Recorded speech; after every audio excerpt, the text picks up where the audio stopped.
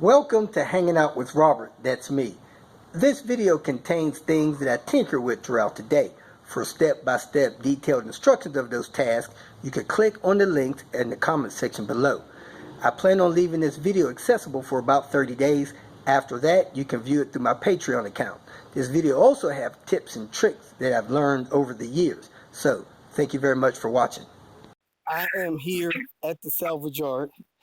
I need to get a engine support mount bracket from a 99 or 2000 to do the RN mod swap. So this is a NA 99 S7 that I'm going to get this mount from. The front of the car has already been dismantled partially. So all I really need to do is move this wire harness, take the bolt off the top of the mount loose, which should be a 15, pop those other, which may be 12 or 13 loose, 14 at the largest, and then pry this engine up a little bit so I can slide this mount out, and that should be good to go. All right, I have the 10 millimeters out of there, the 15 out of there, the 14s out of there. The bracket should be loose, however the engine is leaning on it. So I bought my 4-foot cheater. I'm gonna ride that over the bumper like that, pry up on the engine, and try to wiggle it out of there with the other hand. Back here at this Maserati Gran Turismo, we're gonna do part 2 and part 3, or actually part 3 and part 4. First thing we want to talk about is getting these cam holders machined. The information is in the comments. We send it off to the machine shop. They got them maybe before noon. They did their machine job and had them shipped back out that evening. And we got them a day or two later. So very, very fast turnaround on getting these machined. The only difference I can see on these cam holders is that valve that was put in there right there. There was already a hole there. They may have enlarged that hole. I'd have to check the video. You can see there's a little groove right there. They put this valve in there. Looked like they put a mark on there to hold that valve in place. Got a couple other marks in there, and then shipped it out. I don't see any other changes that was made to this. There may have been. However, the main thing is they look like they enlarged this hole from looking at the other video. Put that valve in there. Valve was supposed to help keep oil up here. Now, in the event that doing this is going to save the variators, we won't have any noise at startup. Now, down here, we have, of course, the dual cams. This is the variator here. When these variators wear, they make noise on startup. And part of that issue is because they drain off too much of the oil when the engine hadn't been run for a few days or whatever. Now, this valve is supposed to help keep oil up there so that those variators don't have somewhat dry starts. So that's what this modification is all about. If your vehicle has not had this modification on it, you may want to stop what you're doing and have it done. Either tear into it yourself, send the cam caps off to get modified, or get it to your trusted mechanic or dealer and have them get it done. Because replacing those variators is a lot more extensive job than just having this modification done here. If you got a 10-year-old car, you're coming up on valve cover gaskets leaking anyway, possibly. This is common for most cars. Not sure if it's common for this one, but you do want to get this modification done if it hasn't been done, so that you can avoid the wear on your cam variators. Here we have a Maserati, a Gran Turismo with the 4.2 liter V8 engine. It's got double overhead cams on both banks of the engine, 4 cylinders one side, 4 cylinders the other side.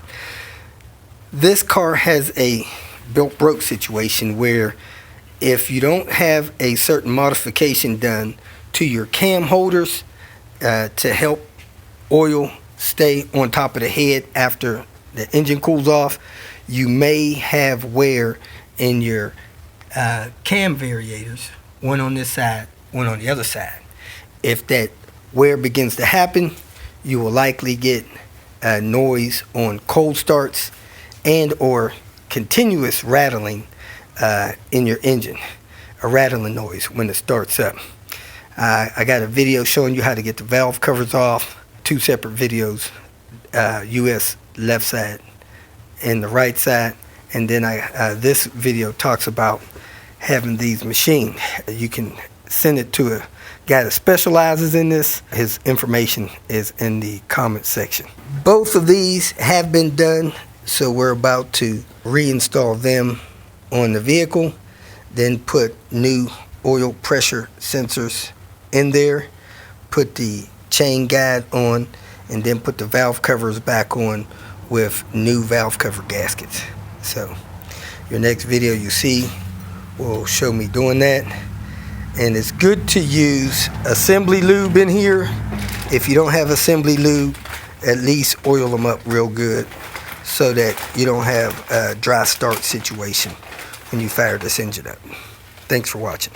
If you're watching this video, please leave some kind of comment if you have any experience with this, or if you've done the job, what you think about it, that kind of thing. Please leave a comment. Here we are back at the Maserati. We got the cam caps back. They've been modified and machined. We're going to lubricate them. It's best to use engine assembly lube and get this installed, get the oil pressure sensor installed, get the chain guide installed, and then get the valve covers installed with new valve cover gaskets. Let's get started. If you watched the video or some of it, please leave a comment below. Let us know your experience, or if you thought the video was helpful, any tips you may have on getting this job done. Appreciate your time. Before you go to put all this stuff back together, you want to inventory. Make sure you got all your spacers, your washers, your screws, your guides, all that good stuff, so you can get this stuff back together without any issues. All the parts you need, we'll make a list, inventory in that for you. First thing I'm going to do is put this cap in place. I lubricated it with oil because I didn't bring my assembly lube, and it's got a part number on there, 229170. Not sold separately. That is on the left side. Again, use assembly lube. Owners encourage me to use synthetic motor oil. Got this lubed up. Set it down here in place. Doesn't have any gasket to go under it. Falls in place like that. Now I'm going to put a couple of bolts in it, and then I'm going to put the guide in here, screw it in there, and I'm going to put the oil pressure sensor in there, screw it down. And torque values will be in the comments. I got the chain guide slid under there, 2 screws in there. I kept them in place on this guide. They got 1 washer under each side. I'm going to screw those in with a T30 and get the torque specs, torque them down. This cap has the 2 screws that hold the chain guide in place. Let me show you how long that is. Those are the longer screws. Then it's got this one that's a little bit shorter, and this little bit shorter one goes here closer to the back of the car. So make sure you get those screws in the right place.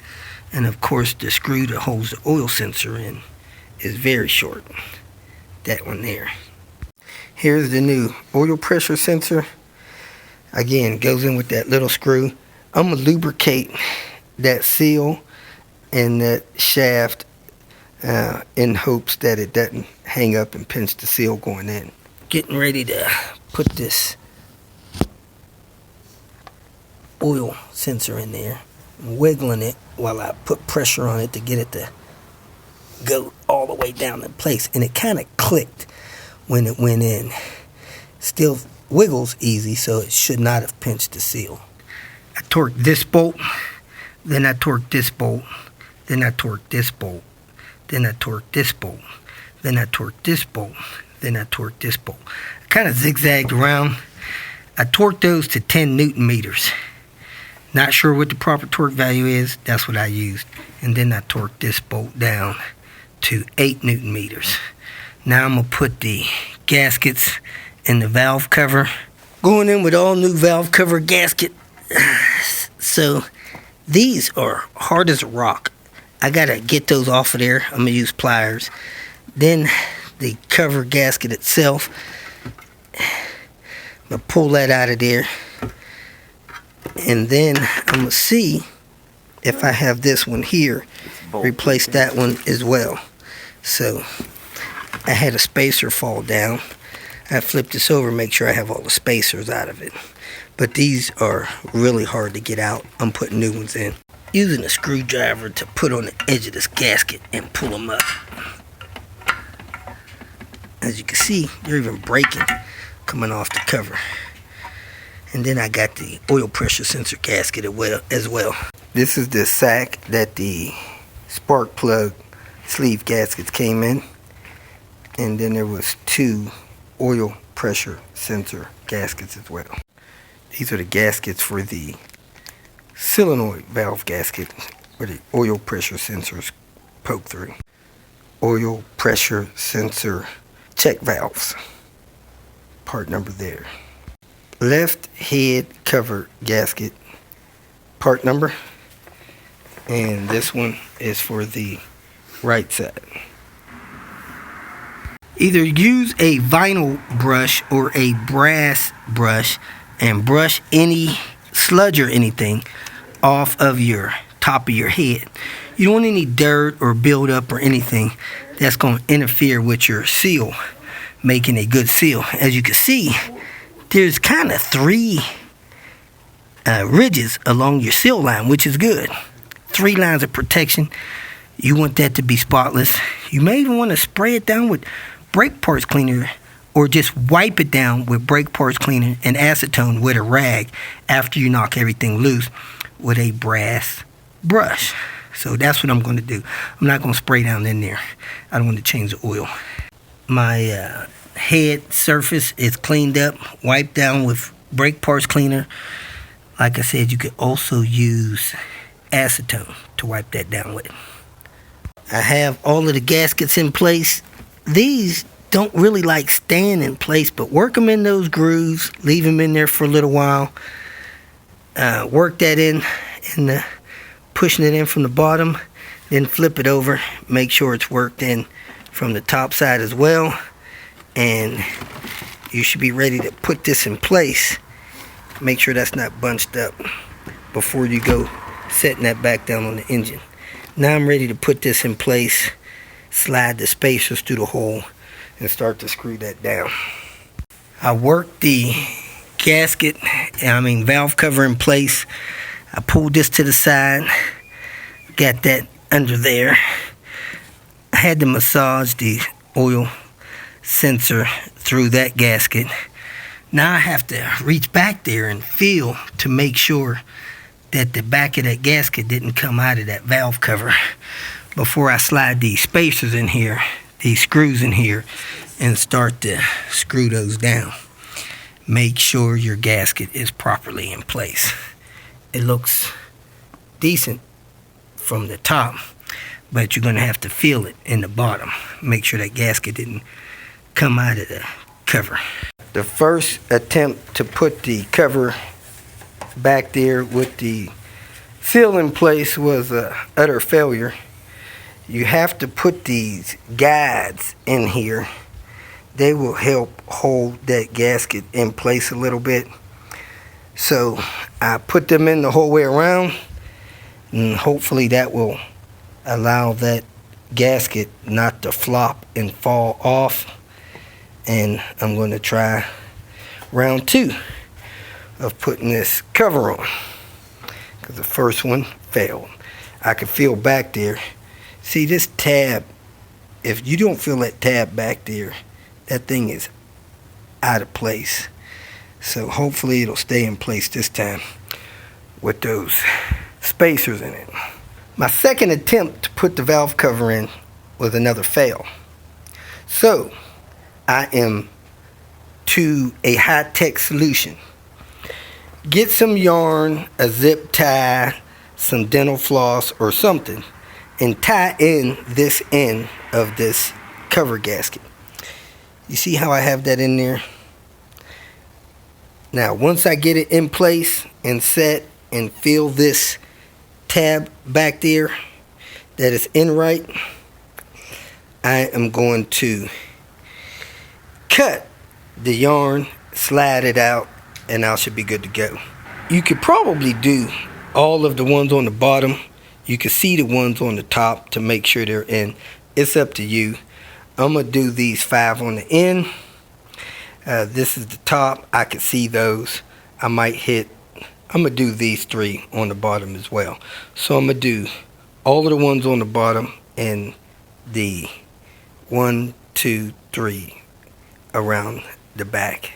With that tied up like that, I put my hand inside the cover, a couple spark plug holes, lifted up on it, guided it back in there, lifted up on this, got it around that tube, got it over this sensor, set down in there, pulled this forward,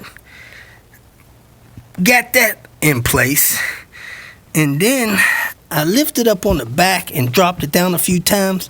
When I put my hand back there, I feel that tab perfectly in place, and I feel that seal perfectly in place. Both of those humped seals are in their proper position. I feel like we are good to go. To cut these strings, gently slide them out. I'm going to slide them out from the outside. So I'm going to cut it in the hole and slide them out that side. And then I'm going to slide the screws in there, get the screws started. But the gasket is in place the whole way around. We are making progress, people. To get those pieces of yarn out, wow. You need needle nose pliers and a scribe. You know, kind of like a Etch-a-Sketch type knife. So you can reach back there, cut the string while you're holding it with the needle nose pliers, and gently pull it out. Took me a little while, but I got them all out. So next I'm going to put that sensor in the back there, screw that in the cover. Then I'm going to set these screws in, plug my fuel injector lines back in, plug anything else back in here that's supposed to be plugged in here so that I can make sure that I have everything in place before I tighten anything down. I'm going to torque this valve cover down probably 10 Newton meters as well, and let you know how everything goes, one piece at a time. First thing is that rear cam sensor. As you can see, that rear cam sensor has a little rubber grommet on there. I'm not replacing that. Hopefully that will still be good. I'm going to put a screw in it. We got all the valve cover screws in and tight. I'm starting to think these spacers that are on the screw going through the cover, starting to think those actually bottom out when you torque that cover down to 10 Newton meters, and it'll create a good seal for your gasket. I got them all tight all the way around. I got the cam sensor in. I'm going to wrap it up for today and come and finish it another day. Man, that plug in there looks like it's got some kind of gasket or sealer on it. Let me see this one. Yeah, this is the other sensor. That's the new sensor. If if you feel that this information was useful, please like it and share it with your social media friends. You can subscribe to my channel so that you will get notifications of future videos that I post. You can follow me on Twitter, and if you need to contact me directly, please visit my website. And if you have any questions, leave them below, and someone or myself will reply to them. Again, thank you very much for watching.